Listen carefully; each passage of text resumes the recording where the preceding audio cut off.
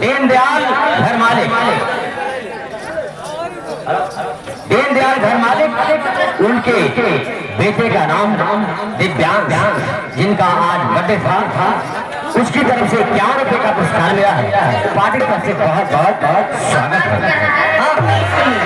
इसमें हम तुम्हें क्या बताएं, किस कदर चोट खाए।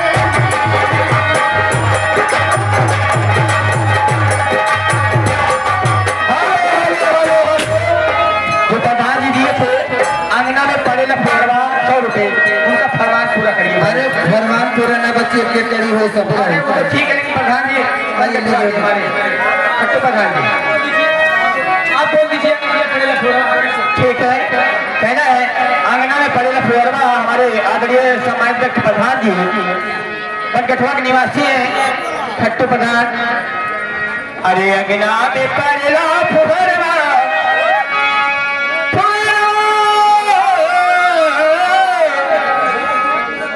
ठीक है ठीक है, बैठ जाए प्रधान जी, बैठ जाए।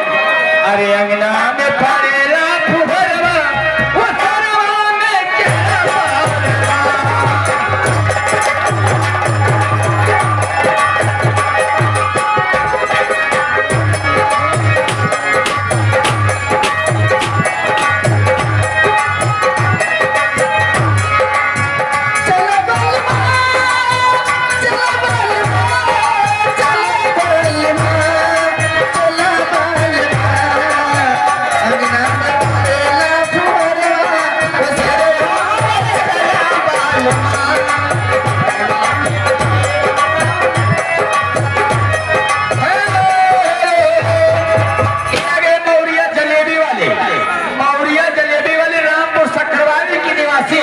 उनकी तरफ से 50 रुपए का पुरस्कार पार्टी की तरफ से माधव बहादुर स्वागत आगे में पड़ेगा।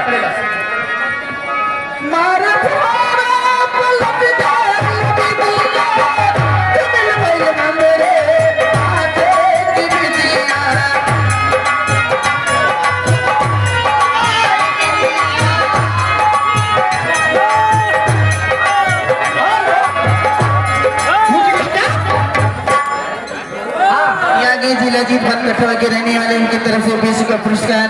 तो हम के ले चलिए ठंडी ठंडी